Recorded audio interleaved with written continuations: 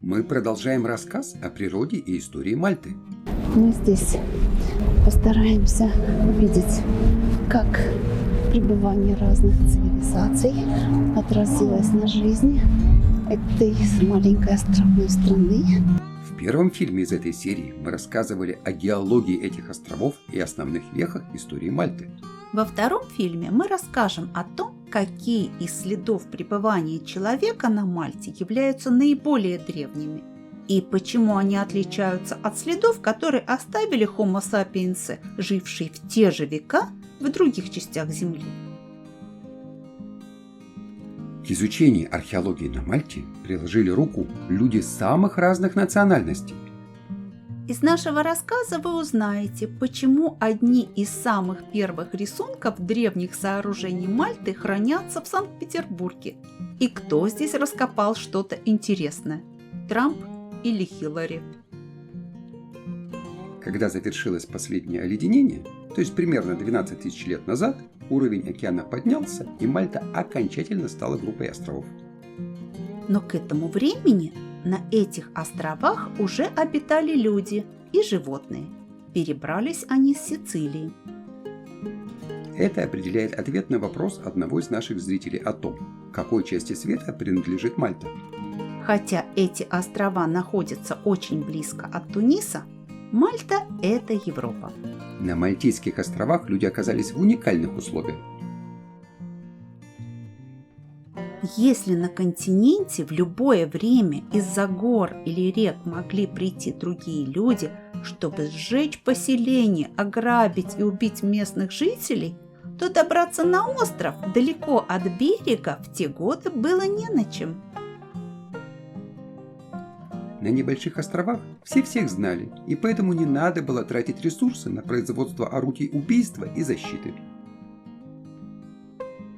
Даже хищных зверей и ядовитых змей на Мальте не было, и в таких благоприятных условиях можно было легко прокормиться и подумать о вечном. Постепенно формировались культы и места для молитв. И как и в прочих местах Земли, это подталкивало к созданию гигантских сооружений, типа египетских пирамид или статуй острова Пасхи. Такие сооружения историки называют мегалиты. От греческих слов «мега» – большой и «литос» – камень. И первые известные нам мегалиты были воздвигнуты именно на Мальте. Они старше египетских пирамид, Стоунхенджа, Акрополя и Великой Китайской стены. На Мальте создание таких сооружений облегчалось наличием огромных камней из местных известняков, которые являются относительно легкими и поддающимися обработке даже древними орудиями. Наиболее древние мегалиты на Мальтийских островах датируются 3600 годом до нашей эры. Они расположены на острове Гоза и называются Джгантия, то есть гиганты по-мальтийски. Сейчас для их осмотра создан специальный музей под эгидой ЮНЕСКО, и мы туда направляемся. Но в список ЮНЕСКО эти мегалиты попали лишь в 1980 году, и история их открытия весьма занимательна. Начало археологическим исследованиям на Мальте положили художники самых разных национальностей. В 1770 и 1777 годах на Мальту приезжал француз Жан Уэль. Он рисовал в разных жанрах и даже составил карту Мальты. Уэль много путешествовал и рисовал, а потом решил показать свои творения в travel-блоге. Ой, нет, интернета тогда еще не было, поэтому пришлось искать деньги для такого архаичного типа, как travel-book. Книга Уэля потом была издана на разных языках. Для этого Уэль выставил свои рисунки на продажу, и 500 из них купил Гримм. Нет, не сказочник. Тех звали Якоб и Вильгельм, а это был барон Фридрих Гримм. И купил он их не для себя, а по заказу Екатерины II. В результате сейчас 263 рисунка Уэля хранятся в Петербурге, в Эрмитаже. Среди них и рисунки с острова Гоза, на которых изображены сооружения из огромных камней. Уэль посчитал их финикийскими. В 1778 году, сопровождая двух богатых голландцев, на Мальту приехал швейцарец Луи Дюкро. Он нарисовал здесь 300 акварелей, которые теперь хранятся в музеях в Нидерландах. Кстати, ветряная мельница на картине Дюкро – это не фикция в угоду голландцам. Эта мельница до сих пор существует, и мы на ней побывали. И на рисунках Дюкро с острова Гоза изображены странные сооружения. Он считал, что те построены карфагенянами. Но мегалиты воздвигли не карфагеняне и не финикийцы. Местные жители считают, что это сделали гиганты, о которых на Гоза сложено множество историй. Еще в 17 веке было принято считать, что эти строения были построены какими-то мифическими гигантами. И были некоторые люди очень высокого роста, в частности, вот одна женщина, Мануэль Магре. Известно, что она таскала на голове тяжелые камни, в то время как на шее в слинге висел маленький ребенок, и при этом она еще какой-нибудь хлеб ела.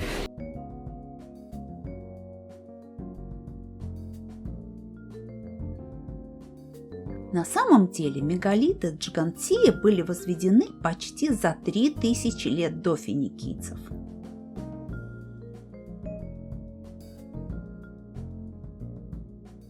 Их возраст с использованием радиоуглеродного метода установил археолог, которого звали Дэвид Хиллари Трамп. Нет, его родители ничего не знали о выборах в США в 2016 году. Он занимался раскопками на Мальте с 1954 года и занимал должность хранителя Национального музея археологии в Валетте. Комплекс Джигантия находится возле города Шаар. Он состоит из двух храмов, направленных лицом к юго-востоку. Храмы расположены вплотную друг к другу и окружены стеной. Южный храм более древний и более крупный. План храма включает 5 крупных апсид, то есть полукруглых частей, в каждой из которых был алтарь. Стены построены с использованием циклопического стиля каменной кладки. Огромные камни удерживаются на месте лишь за счет собственного веса. Возле входа большой камень с углублением. Предполагается, что он использовался для омовений. Храм был сооружен без использования металлических орудий и до появления колеса. В окрестностях храма обнаружены небольшие сферические камни, которые, как предполагается, использовались как шарикоподшипники для транспортировки каменных блоков. Участок, на котором находятся оба храма, окружает ограда, состоящая из вертикально установленных камней. Причем некоторые из них достигают 5,5 метров в длину и весят до 50 тонн.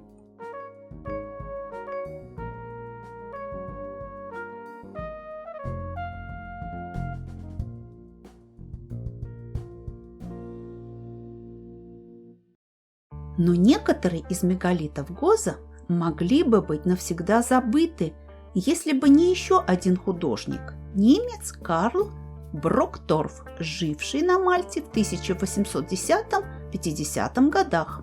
А немец-то откуда на Мальте взялся? В Англии тогда правила Ганноверская династия. Король Великобритании был по совместительству курфюрстом Ганноверским. В результате Англия защищала Ганновер, а немцы оттуда служили в Королевском германском легионе. Брокторф воевал в этом легионе, а выйдя в отставку, как британский офицер, поехал на Мальту, где открыл художественную студию. Благодаря ему мы знаем, как выглядела Мальта в середине 19 века. В 1825 году он нарисовал огромные камни, стоящие в круге посреди глубокой ямы, вырытой по приказу вице-губернатора Гоза полковника Байера. Но к концу 1830-х годов яма была засыпана и забыта. Это место было заново открыто в 1964 году, после того, как местный историк Джо Табони исследовал картину Брокторфа. Если бы не эти картины, память об этом месте, возможно, была бы потеряна навсегда. Поэтому место раскопок назвали кругом Брокторфа. Но на наличие странных пустот указывал и рисунок Уэля. Раскопки показали, что храм был входом в систему пещер, в которых хоронили людей. Кстати, одно из основных отличий людей от животных заключается в том, что люди хоронят своих умерших.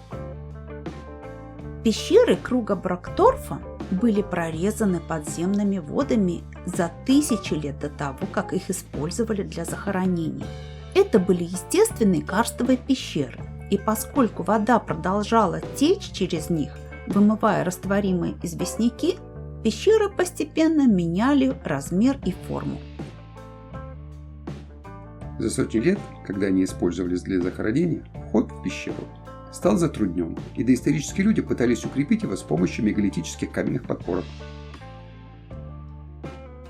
Структура рухнула примерно 4000 лет назад, захоронив могилы и каменные алтари. Благодаря этому археологи смогли обнаружить более 200 тысяч костей людей, умерших 6000 лет назад. И в музее показаны кости, указывающие на заболевания тех людей. Здесь очень интересный стенд. Здесь представлены возможные болезни, которыми страдали жители этих мест, исходя из того, что археологам удалось откопать и о чем могут свидетельствовать эти кости. Ну вот, например, здесь предположили, что человек страдал заболеванием, которое называется спина бифида, то есть несращение спинномозгового канала. И описывается, от каких симптомов мог страдать человек. На следующей картинке изображает человек, у которого мог развиться остеомиелит, исходя из структуры кости. То есть кости внутри истончена и частично расплавлены костные пластинки. А вот здесь делается предположение, что у человека был абсцесс около зубной. Вот это верхняя челюсть. Здесь видно, что есть зуб, остаток скуловой кости. Вот. И здесь речь идет о том, что это, по-видимому, был зубной абсцесс. И описывается, каких симптомов должен страдать человек. А вот здесь скручивающий перелом бедра. Вот такая веселая картинка. Как это могло выглядеть? Также были обнаружены каменные орудия и статуэтки, которые теперь демонстрируются в разных музеях. Причем фигуры показывают, какие горные породы есть на Мальте. Одни фигуры вылеплены из глины, а потом обожжены, а другие вырезаны из известняка.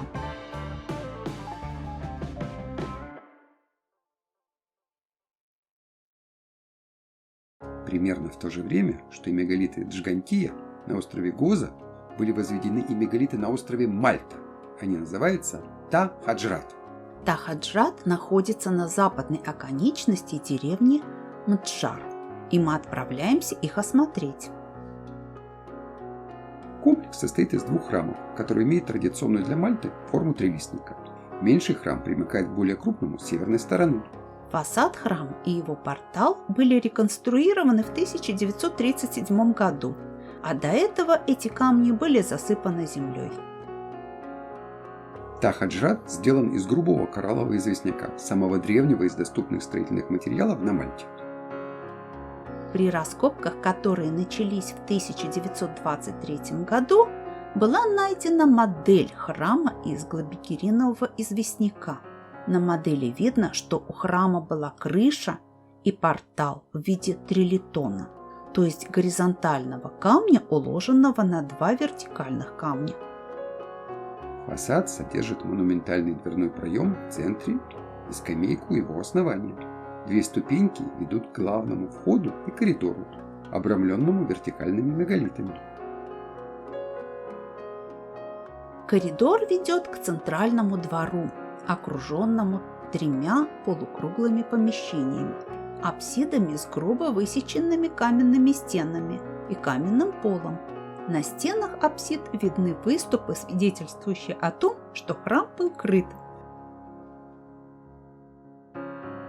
Неподалеку расположены раскопки храмового комплекса Скорба. Раскопки здесь проводил Дэвид Трамп. Он нашел здесь фигурки и посуду из обожженной глины и установил, что они древнее, чем мегалитические храмы.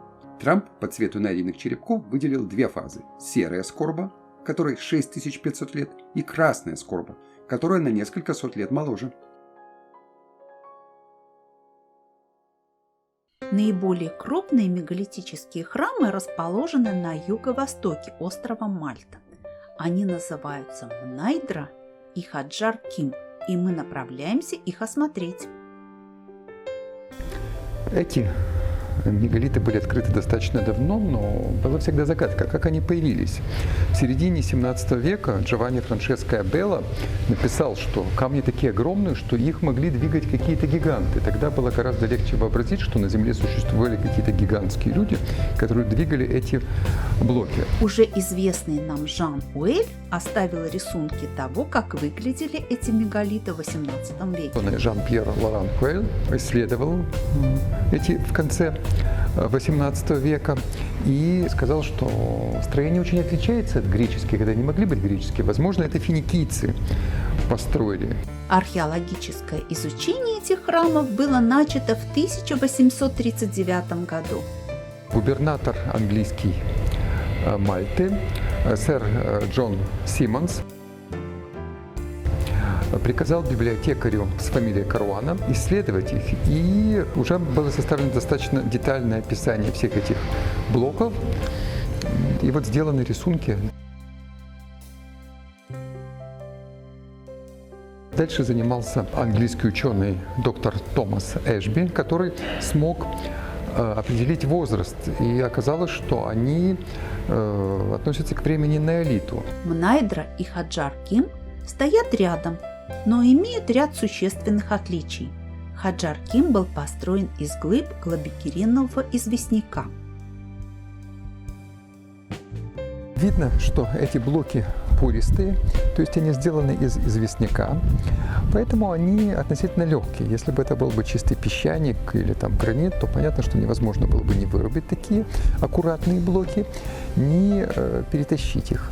А здесь вот как раз природа сразу, что вначале просто брали уже отколовшиеся куски известняка с неровными краями, а потом была, наверное, какая-то технология, чтобы придавать какие-то ровные края относительно легкому известняку, что можно было сделать, вероятно, с кремнием и другими орудиями, и потом шло это строительство. Но эти известняки также больше подвержены выветриванию, и поэтому сейчас эти глыбы имеют довольно причудливую форму. Чтобы предотвратить дальнейшую эрозию, в 2009 году комплекс был покрыт тентовой крышей. А вот так он выглядел не покрытый. Хаджар-Ким. Так выглядит место раскопок. Традиционно самые ценные участки покрыты куполом, чтобы их не размывало дождем. Ну, здесь какие-то части раскопок, которые под открытым небом. В плитах известняка вырезаны проходы, которые называют порталами. На фасаде храма расположен трилитный, то есть выполненный из 3 плит, вход, наружная скамейка и ортостаты, то есть поставленные вертикально параллелепипеды. Внутри храма алтари в виде грибовидных камней. А в древности там были статуи богинь. А вот таким образом строилась в древности крыша храма.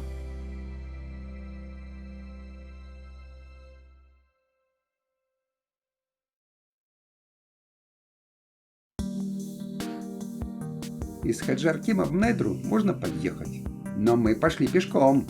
В море виднеется остров Фильфлам. До 19 века там была часовня, а теперь там обитают только птицы.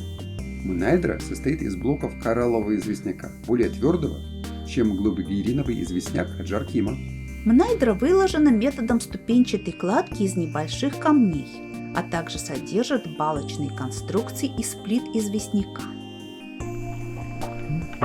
Технология одна и та же, но при этом как вот мастерство укладывать камни без цемента. До сих пор мы видим по строению каменных изгородей, как вот мастерски укладывать достаточно высокие запоры. В некоторых блоках высверлены аккуратные ряды отверстий. Возможно, это было что-то вроде календаря? Мнайдра состоит из 3 храмов, построенных в разное время. Верхний храм довольно простой. У его строителей не было даже кремниевых орудий. Однако в известняках Мальты иногда можно найти кремниевые конкреции, то есть округлые отложения силиката. В некоторых из них кремень можно было разбить на тонкие, но крепкие пластинки. Вероятно, последующее поколение смогло найти им применение в строительстве. В храме археологи нашли жертвенные кремниевые ножи и кости животных.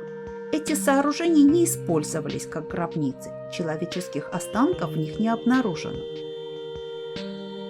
Перед нижним храмом просторный передний двор с каменными скамьями, коридор, образованный горизонтальными плитами, а также останки крыши. Нижний храм имеет астрономическую ориентировку. Во время весеннего и осеннего равноденствий солнечный свет просвечивает через главный портал и освещает основную ось здания. Во время солнцестояния солнечный свет освещает края мегалитов слева и справа от портала. Средний храм является самым молодым из зданий комплекса Мнайдра. Он состоит из каменных плит, на вершинах которых расположены горизонтальные ряды камней. В большой плите вырезан портал, который ведет в отдельное помещение.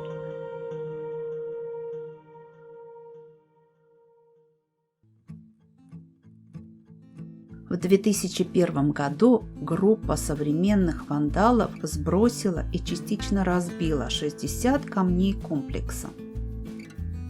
Древние камни удалось восстановить с использованием современных технологий и поставить на место. Но вообще процесс разрушения мегалитических храмов Мальты начался еще 4500 лет назад, и это было обусловлено природными условиями. Население росло, чтобы его прокормить, приходилось распахивать все новые почвы, а их на Мальте и так мало. Постепенно исчезали деревья и пастбища. В таких условиях даже небольшие природные катаклизмы типа засух или землетрясений могли вызвать голод и панику. И оказывалось, что боги, в честь которых были возведены мегалитические храмы, не в состоянии защитить людей. Мальта превращалась в остров невезения, и люди уплывали оттуда. Но приплывали другие, и среди них были не только разрушители, но и созидатели. И о том, как этим созидателям удалось создать благоприятные условия для жизни на этих маленьких островах, мы, ваши гиды, Татьяна Андреева, Константин и Лев Красовские, расскажем в следующих фильмах цикла. Поэтому подписывайтесь на канал «Автозакордон» зимой и летом, ставьте лайки и делитесь нашими фильмами с вашими друзьями. До встречи на экранах ваших компьютеров и смартфонов!